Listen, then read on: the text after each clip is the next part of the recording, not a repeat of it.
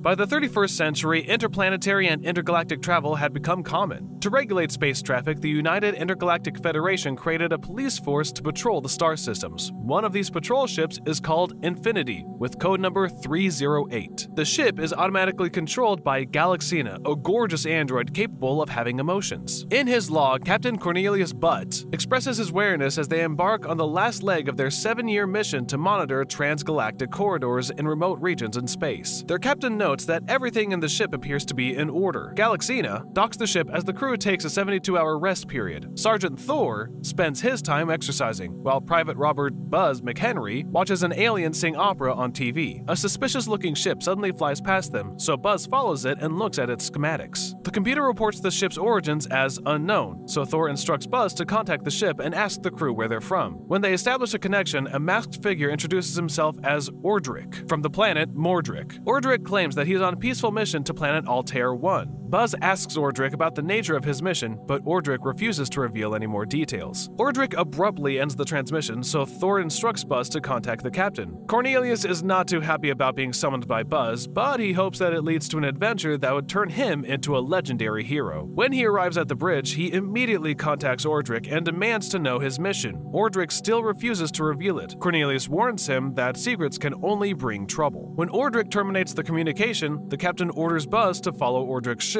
and activate their shields. Ordric starts shooting them, so they turn the ship to fire back. Buzz fires at Ordric's ship several times, but he misses. As the two ships exchange fire, Cornelius notes that the battle would depend on the power of their shields. As their shields start to dwindle, Cornelius orders the crew to contact Galaxina to find out if she could provide more power. Ordric suddenly sends 2 powerful blasts to disable the Infinity's shields and shut down their power. Buzz is afraid that Ordric will fire another shot to kill them, but Cornelius asserts that Ordric only wants to paralyze their ship for a brief period. Thor agrees with Cornelius and points out that Ordric won't risk starting an intergalactic war. Cornelius orders Buzz to visit the engine room and find out what the other crew members are doing. The captain heads to the brig to feed their prisoner, an alien that feeds on rocks. Cornelius tries to entertain the rock eater with jokes, but the creature is not amused. When the creature insults the captain, Cornelius gets upset and throws rocks at it. After Cornelius runs out of rocks, the rock eater picks up the stones and chews on them. Cornelius sarcastically tells the creature that he's having so much fun feeding it. In the engine room, Buzz asks a humanoid alien named Maurice how long it would take to repair the force field. Maurice castigates Buzz for ruining the shields and argues that he should fix it himself. When Buzz complains about being blamed all the time, Sam Wu spouts some proverbs, but they couldn't make sense of it. Maurice tells Buzz that he'll finish fixing the shield in the next day. While the captain and the crew wait for Galaxina to serve them dinner, Cornelius starts telling them his corny jokes, so the crew members pander him by pretending that it's funny. Galaxina soon arrives to serve them chicken-flavored food pills. Thor admires Galaxina's chest as she pours wine on his glass. Thor can't resist but slapping her rear when she walks away, but he's startled to receive an electric shock. Cornelius scolds him and points out that it's forbidden for humans to have relationships with machines. After swallowing their food pills, Cornelius notices Buzz holding an egg and asks if he's authorized to have it. Buzz discloses that he found it among the rock eater's possessions. Cornelius takes it and points out that people used to eat eggs. The crew members are disgusted by the idea, but Cornelius is intrigued, so he asks Buzz if he could eat it. Not long, Cornelius breaks the shell and pours the egg's contents into a glass. After devouring the substance, Cornelius starts choking and trembling, so Thor instructs Buzz to hit the captain. The two men take turns hitting the captain in the face as he continues to choke. When they set Cornelius on the table, the captain gets up and sits down on the chair. He is relieved when the trembling momentarily stops. When it starts again, the two men punch him in the gut. A small creature jumps out of the captain's mouth and runs away. Cornelius is enraged that the two punched him repeatedly, so Galaxina electrocutes him to knock him out. A while later, Galaxina brings food pills to Maurice and Sam. Maurice hints that he'd make love to Galaxina if she were human. Sam remarks that female androids are like clocks. He notes that they have pretty exterior and they move wonderfully, but they're hard to regulate when they're out of order. Maurice is disappointed to see chicken-flavored pills and surmises that Galaxina must have served steak-flavored pills to the captain and the other crew members. When Sam accidentally spills water on the pill, Maurice is astonished to see that it turned to a real fried chicken. Moments pass and Thor visits Galaxina in her station to express his admiration for her. Galaxina isn't capable of speech, but she can understand him. Galaxina turns away when Thor tries to kiss her. Thor tells her that he knows he'll be electrocuted, but he can't help himself. When Thor kisses her, he gets an electric shock, as expected. However, Thor insists that it was worth it. Later on, Commander Garrity contacts the Infinity and instructs them on a detour to the planet called Altair 1. The crew raises their objection that it will take 27 years to reach the planet. Garrity notes that he could discharge them, but they still won't leave the ship for 27 years and won't receive salary. When Cornelius asks the nature of their mission, Garrity reveals that someone discovered a rock called the Blue Star. He instructs them to contact Frank Future, who has a sample of the extraordinary rock. Garrity stresses that their mission is critical because the Blue Star could revolutionize the civilized sector of the universe. Cornelius expresses his gratitude for Garrity for choosing them for the mission, but the commander only picked them because they were the closest ship to Altair 1. Garrity grants them a 24-hour furlough before they embark on their new mission. The captain and the crew gleefully spend their free time at an asteroid brothel while Galaxina watches them from a monitor. As they leave the brothel, Galaxina gets jealous when she sees Thor kissing another girl. The android sheds a tear as she prepares to fly the ship. Cornelius and the crew hibernate as they journey to Altair 1. The captain wishes that their ship was equipped with a hyperdrive that would make their journey much quicker. Cornelius notes in his log that they never found the monster from the egg, but the creature soon emerges in the cryo chamber and pushes several buttons on the captain's stasis pod. Soon, Galaxina stops by the chamber to admire Thor in his pod. Galaxina spends most of her time reprogramming herself and watching TV. After 26 years, Galaxina successfully reconfigures her systems to give her the ability to speak. Aside from learning to speak, Galaxina has also discovered how to adjust her body temperature to be more like humans. As Infinity approaches Altair 1, Galaxina wakes the crew members from stasis. When Cornelius emerges from his pod, the crew are surprised to see that he has aged. Moments later, Galaxina approaches Thor and touches him while he is exercising. Thor is puzzled that he wasn't electrocuted, so Galaxina explains that she reprogrammed her shocking mechanism. When Thor expresses his confusion about her ability to speak, Galaxina tells him that she made adjustments in her system just for him. Galaxina confesses her love for him and kisses his lips. When she leaves the room, Thor follows her. Later on, Thor is disappointed that she doesn't have the proper apparatus for lovemaking. Before the Infinity could reach their destination, Ordric shoots them down. Cornelius and the crew hang on to anything they can as the ship spirals out of control. After a rough landing, all the crew members suffer from whiplash. Thor tells Galaxina that she'll have to go on the mission on her own because of their injuries. He notes that the Blue Star will be red during the day due to the planet's infrared radiation, but it would look normal at night. He warns the android that crooks inhabit the planet as it was intended for a penal colony. When Galaxina arrives in town, she enters a human restaurant to find Frank Future. As she looks around, she learns that the establishment serves human remains to aliens. She asks the bartender, Mr. Spot, where she could find Frank Future, but he couldn't remember if Frank might have been roasted or boiled. Galaxina asks to see Frank's room, so he directs her upstairs. Upon reaching the room, Ordric emerges from hiding and asks her to lay down her firearm. Galaxina sees the Blue Star on the bed and tries to touch it, but Ordric stops her. When she notices that he's afraid of her, Galaxina touches Ordric seductively to distract him. She then takes the Blue Star and uses it to bash Ordric in the head. Smoke erupts from Ordric's head after he falls onto the bed. When she gets outside, Ordric breaks out of the restaurant through the window to stop her. A shootout ensues. Galaxina emerges victorious when she hits Ordric in the chest. Ordric's mechanisms explode soon after he hits the ground. Before Galaxina could leave with the Blue Star, a group of men on horses arrives and captures her. Thor gets worried about Galaxina, but Maurice assures him that she can take care of herself. Maurice further points out that they can always replace Galaxina with another machine if they lose her. Thor asserts that Galaxina is not just a machine. He tries to attack Maurice for his remarks, but Buzz stops him. In their struggle, their neck braces come apart, and they find out that they are no longer in pain from their whiplash. Thor and Buzz decide to go outside to look for Galaxina. The men who captured Galaxina are descendants of biker gangs, the first settlers of Altair 1. They intend to sacrifice Galaxina to their god, Har-Lee, David's son, at sunrise. Their leader, Chopper, announces that he will use the Blue Star to accumulate wealth and rule the entire universe. Thor and Buzz arrive at the human restaurant, but they immediately leave when they notice aliens looking at them with anticipation and craving. Not far from the town, the gang falls asleep while they await the sunrise. Soon, Buzz and Thor arrive to rescue Galaxina and the Blue Star. They get on the motorcycle, but Thor can't start it until Galaxina instructs him to turn the key and stomp on the pedal. The engine's noise awakens the gang, but they bow down to worship the motorcycle before chasing them. When a man points a gun at the trio, Chopper tells him to not shoot because he could hit their lord. The trio runs out of fuel as they get close to their ship. The gang catches up to them, but they stop to worship the motorcycle instead of chasing the trio. The three get into the ship and find out that Ordric has taken the rest of the crew hostage. Galaxina points out that she has already destroyed Ordric, so he reveals that he has an excellent mechanic. Ordric instructs the captain to program the ship to go to the planet Mordric before locking them away in a cell. Thor compels the rock eater to chew on the bars so they can escape, but the creature argues that it eats rocks, not metal. While Ordric watches TV, the monster from the egg goes inside the room to hide behind the couch. Back in the cell, Thor fools around with Galaxina while the others are asleep. He expresses his frustration that Galaxina doesn't have the proper tool for making love, so she reveals that she has already found an android catalog with the components they need. At the bridge, the monster hides behind Ordric's chair as he enjoys a movie. Ordric turns the chair and gets up when he hears someone in the room with him. Thor worries that they wouldn't have children as a couple, but Galaxina assures him that children are also in the catalog. Meanwhile, the monster sits on Ordric's chair while he looks for the source of the noise. When Ordric sits down, his rear end explodes after the monster bites him. Afterward, the monster goes to the brig and drops the keys on the floor. When Cornelius picks it up, the monster kisses him. The monster's gesture repulses Cornelius, but the crew points out that the creature probably thinks him as his mother. The creature confirms their speculation when it refers to the captain as Mama. The crew returns to the bridge to discover that Ordric has been crushed into bits. As they prepare to head back to Earth, they relish in the fact that they're getting rich from the blue star. Maurice notes that there's more of it on Altair. Galaxina points out that they definitely need to find more because the Rock Eater had chewed the blue star in their possession. Cornelius orders the monster to attack the Rock Eater, but instead it attacks him. Not long, the shirt returns back to Altair 1 to find more blue star. Subscribe to watch more videos like this, turn on notifications and leave a like to help the channel out. Thank you for watching.